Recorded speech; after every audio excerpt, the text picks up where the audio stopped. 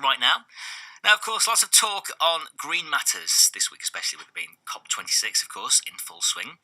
And what can we do locally to make a difference? Well, an Ambleside holiday park has just opened its new office complex, right, which generates its own energy. Yeah. Pleased to say Henry Wild is from Skelwith Fold Caravan Park and joins us on the programme now. At, I believe, a busy time in your house, Henry. It's kids' bedtime, I believe. Is that right? Yeah, it is. Yeah, about 8 o'clock time, children go to bed. Yes, so it is a busy time. So if we get interrupted, well, we'll just ride with it. Well, so far, it seems quite quiet in the background. It sounds like they're being good tonight. Touch wood, eh? Yeah, well, hopefully the door's shut. We won't be interrupted. But anyway. Excellent. Now, Henry, tell us about this brand new building you've got then. Yeah, so the office block, or office and reception, which is in the middle of the park, we've had essentially that building there now for probably about 20 years. When we originally did it, the only option really was to put a green roof on it, because all that time ago the National Park Authority weren't keen on the visual impact of renewables and all that sort of stuff. Right. But then more recently things have started to change, and it's in some respects it's a bittersweet thing, but I'd talk about that. But anyway, thankfully they're giving us permission to put solar panels on the roof, which means that the energy, there's enough area on the roof to create enough energy to make sure that the building doesn't take energy from anywhere else.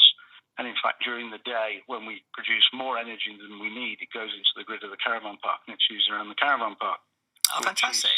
Which is really quite nice. Yeah, absolutely. Now, I mean, the one thing I would say about this, I mean, I know it's the best place in the world, the English Lake District, but we're not necessarily known for sunshine, and obviously you rely on solar panels. I mean, does this still work if it's cloudy? Yeah, they do, and technology is changing all the time. You know, the technology is getting a lot better, and you know, all of this is driving everything forward. That side, I've got to say, this is my real bug, is that the good technology really at the moment is coming from China.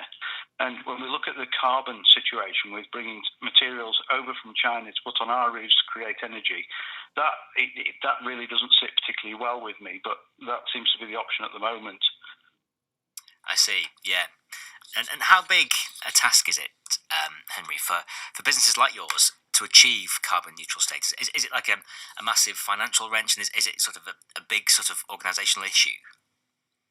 I think it's a little bit of a mindset change, and for different businesses it'll be different. We're lucky; we've got a lot of woodland. We've got 140 acres of which we're surrounded by this wonderful ancient semi-natural woodland, which gives us a wonderful carbon offset. So from our point of view, that works really quite well. But for other businesses, it is difficult, and the technology traditionally and still is particularly expensive.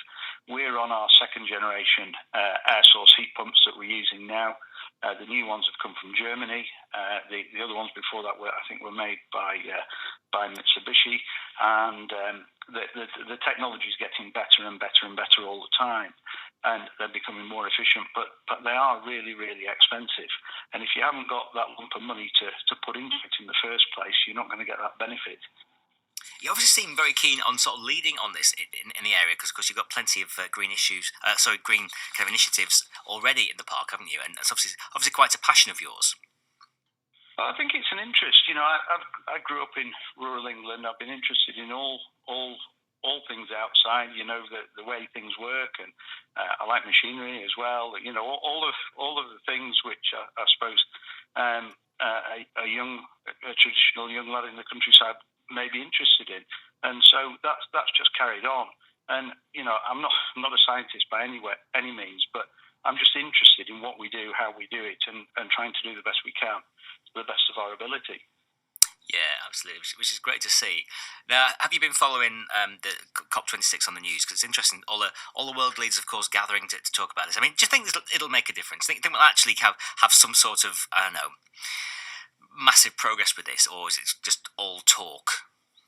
I think we're getting to a critical mass, aren't we? We're getting to a critical mass where everybody is actually believing that this is real and this is happening, and we need to perhaps wake up and smell the coffee. As with politicians all the time, there's lots of hot air, and then it comes to elections and things change. But this government seems to have been hell bent, and I'm not a political person, but this government seems to have hell bent on pushing it over to businesses and individuals, trying to make this happen. And I believe that we are doing that, and there are lots of us, not just me. There are lots of us in Cumbria, and Lancashire for that matter, doing really, really good stuff with regard to renewables, new thinking, new technology. A lot of really good stuff is coming out of the northwest. Yeah, absolutely, and of course, the Lake District is crucial tourism is crucial to the Lake District, isn't it? But we have our issues in this county. Traffic for one. How does that sit in terms of kind of reducing carbon? Really, all the cars on our little narrow roads and very little sort of alternative public transport. Really, is there? Yeah, so that's been an issue. That is an issue, and it's been an issue for years. One of the things that I believe is that we've got to stop cars travelling around. So we've got to create car parks for them, because if we do that, then people can park. As a location at Skelwith, I've said on many occasions, we're the largest car park in the national park. Our customers they come in the car, and then for the most part, they don't use them again until they go home, because most of them are walkers or cyclists or something like that. So that currently the issue is about allowing people into the park and then getting them somewhere to park, and then they can actually explore the area on foot. Now it takes a very bigger set of thinking to think how we can move people around the national park in a more sustainable way. And we could just say, yes, well, let's all move over to battery power. But I think we're just at the start of that, and we're certainly not there. And I guess as a country or a world, we haven't decided whether electricity, hydrogen, or a mix of both is the direction of travel. Yeah, absolutely. Interesting times ahead, and certainly for businesses, there'll be quite a lot of variables, I think, in the coming years to have to deal with environmentally, of course.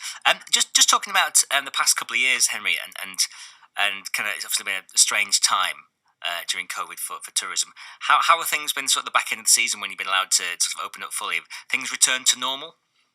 Well, we've been lucky in our sector because the French call them hotels of fresh air, caravan parks and holiday parks. So we've got lots of fresh air, and we haven't got people mixing, and we've got great separation. So caravan and holiday parks have been allowed to open a lot longer than other businesses. So we've actually been quite fortunate, but we can only be busier than being busy. And obviously, with the restrictions on social distancing and everything, we haven't been working to capacity. But I'm certainly not complaining. There's other people who've struggled far more than we have. Yeah, of course. And caravans these days, they're full on home from home with gadgets and everything, aren't they? Yeah, they're a brilliant product. Product. They haven't quite caught up on the heating and the renewables yet. That's work in progress, and that is happening. I know that's happening. But the product itself, in the main, is completely recyclable. You can regenerate it. You take them away on the back of a wagon, they get pulled apart, and then they get recreated again as a new one. So actually, the product, all in all, is a very good product from a sustainable point of view. And you can't beat a family holiday in a caravan. I have many fond memories of caravanning holidays as a kid. And you just have the best time, don't you? I think you do, because we do it. We're in the business, but we go away on caravan holidays, and people say, "Why do you do it?" It's brilliant. It's brilliant. The kids love it. The bikes, the people we meet, the social interaction. It is brilliant. And I know I'm in the business, but we enjoy it. Wonderful stuff. Well, Henry, thank you so much for coming on the programme tonight. And the kids were all quiet. They're very well behaved. Very good. That's what you might think. Yeah, chaos and shoes now. You watch.